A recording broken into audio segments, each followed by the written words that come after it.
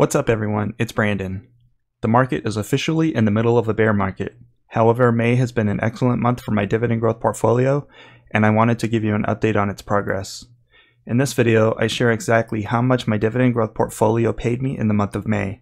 In addition, I'll provide helpful information about each company and whether or not I intend to continue investing in them. If you find this information helpful, please subscribe to the channel and ring the notification bell to be notified of future uploads.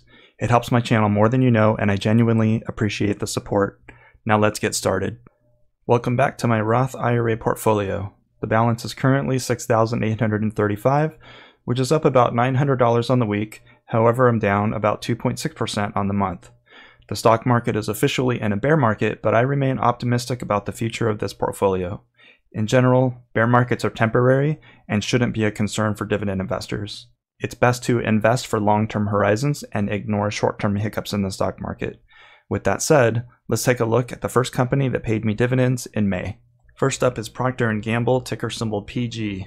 The Procter & Gamble company is an American corporation that produces popular consumer goods such as skincare, personal hygiene, baby, home care, and beauty products. At the time, I owned 0.58 shares. The amount of the dividend was 91 cents, which means Procter & Gamble paid me 53 cents. One of the nice things about this company is that they've been increasing their dividend for over 65 years. They have a solid dividend growth rate of 5.48%, and I think that their payout ratio is reasonable at 60.72%. Their current dividend yield is 2.53%. And Procter & Gamble is a dividend king, which means that they've been paying dividends and increasing their dividend for 50 or more years. Procter & Gamble is one of the safest dividend stocks that you can buy and hold in your portfolio during a market correction.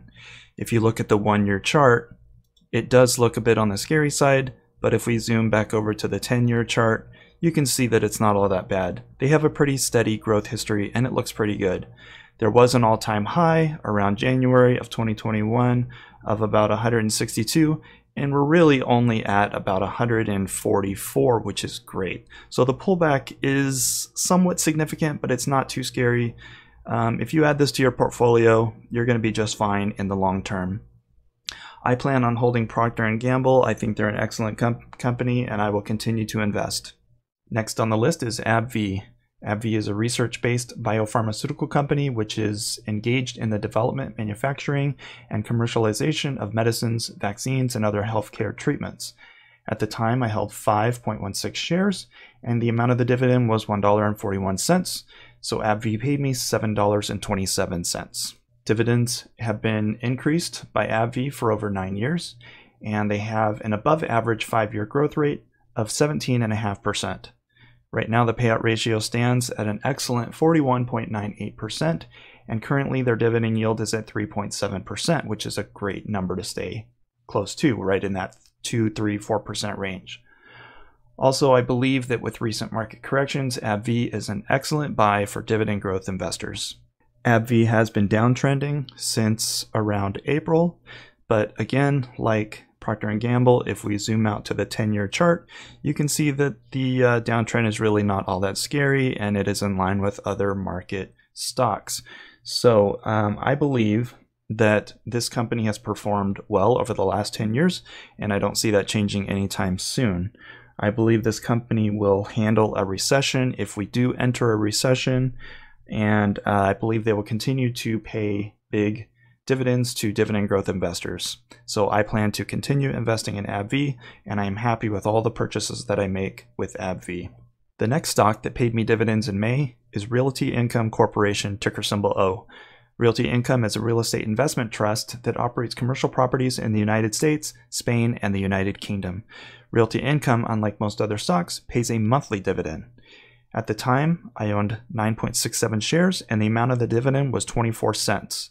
Which means Realty Income paid me $2.20. Realty Income has been increasing their dividend and paying dividends for 25 years, and they have a nice 5-year average growth rate of 3.75%. Right now, the payout ratio is at 282.45%, which is actually down from last month where it was over 300%.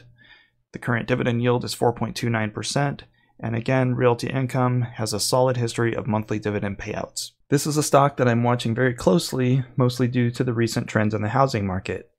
With that said, this is one of the safest monthly dividend stocks that you can buy within the real estate sector, and although their payout ratio is high, their dividends are still covered using free cash flow, which is an advantage to real estate investment trusts. And as I said in the previous screen, the payout ratio is still down 20% from last month, so I'll continue to monitor this investment very closely. This brings us to Apple, ticker symbol AAPL. Apple Incorporated is an American multinational technology company that specializes in consumer electronics, software, and online services.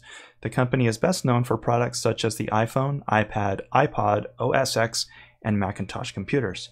At the time, I owned 4.96 shares, and the amount of the dividend was 23 cents. Apple paid me $1.14 in the month of May. Apple has been increasing their dividends for over 9 years, and they have a strong 5-year growth rate of about 8.75%. The payout ratio is absolutely incredible at a stunning 14.29%. The current dividend yield is 0.65%, and they recently increased their dividend by about 1 penny. Looking at Apple's year-to-date chart, you can see that they're down about 22%, and if we go over to the 10-year chart, you can see that Apple has one of the best 10-year charts in the entire market. I do believe the conversion from Intel to Apple Silicon chips has been a successful move for the company, and that it will increase sales and ultimately drive the price of this stock higher. I do plan on buying more shares of Apple during the correction, and I recommend Apple to any dividend growth investor. Air Products and Chemicals Incorporated, ticker symbol APD, is an American international corporation which engages in selling gases and chemicals for industrial uses. APD is one of the only material stocks that I hold in my Roth IRA portfolio. At the time, I held 1.72 shares, and the amount of the dividend was $1.62. APD paid me $2.79 in the month of May. The company has been increasing their dividends for 39 years, which is incredible. They have a solid 5-year growth rate of about 12.09%, and currently the payout ratio is reasonable at 62.96%. The dividend yield is also nice at 2.57%, and with recent market corrections, I recommend that this is a good time to buy APD. Mentioned before, APD is one of the only, actually it's the only material stock that I own in my Roth IRA portfolio, so this is a stock that I monitor very closely. Looking at the 10-year chart, you can see strong growth, and if you look around here, you can see a high of about 310, and there's a pretty decent pullback to about $252. They are down 13.5% over the last 12 months, and I believe that right now is a great time to buy APD. You know the old saying, strike now while the iron is hot. Next on the list is Lowe's, ticker symbol LOW. Lowe's Companies Incorporated is an American big box home improvement retailer that sells tools, construction equipment, lumber, garden products, flooring, home appliance, and installation services.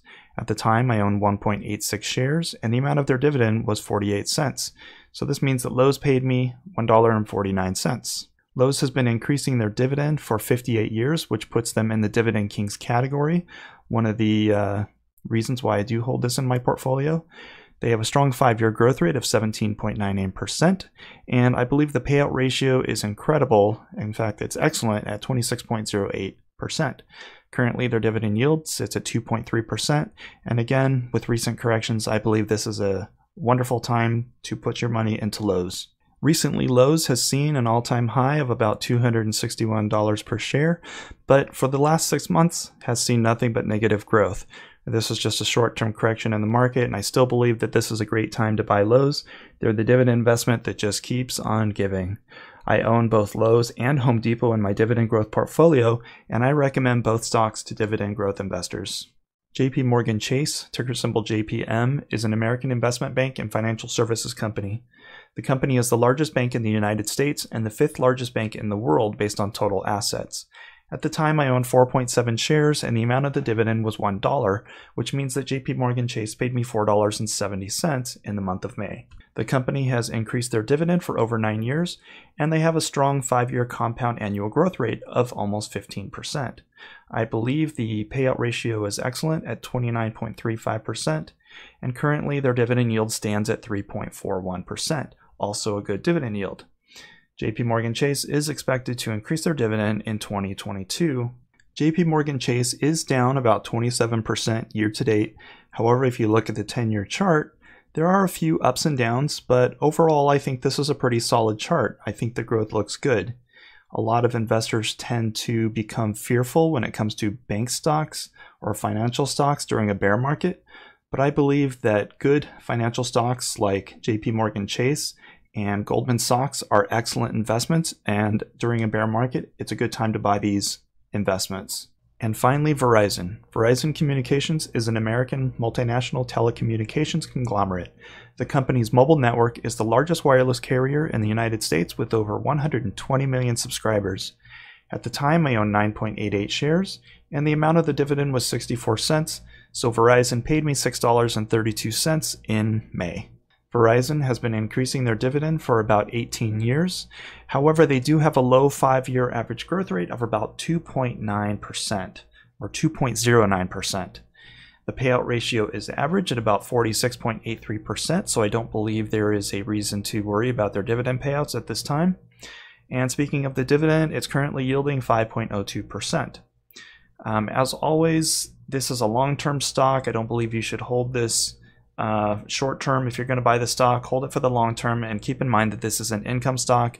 You're not buying it for growth. You are definitely buying this one for income. As you can see, the 10-year chart for Verizon is pretty bumpy, overall positive, but you're really not seeing a lot of growth here, as I mentioned earlier. I always like to keep a close eye on telecommunication stocks because of the network volatility. The telecommunication companies, T-Mobile, Verizon, AT&T, they're always switching deals back and forth, and you can see the volatility in their stock price clearly. Overall, I do believe Verizon is a good company with a great dividend, and so far they've been pretty good to dividend investors. Okay, so let's look at some totals now. In May of 2021, last year, I received $14.47 in dividends, not bad.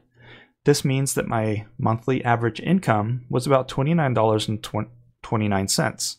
And if we skip over to this year, 2022, in the month of May, I see that my total was $22.20.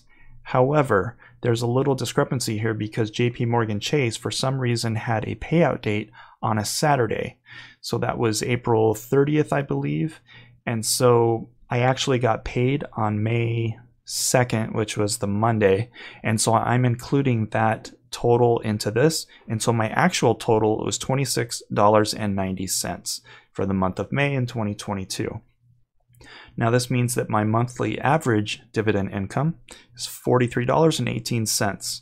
Not bad. Okay, and I always like to look at the next 12 months. So over the next 12 months, my monthly average income should be about $46.14, and for the year, $553.72. Well, that's it for this video. Don't forget to like and subscribe to this channel for more dividend growth investing and personal finance videos. Thanks again for watching, and I'll see you next time.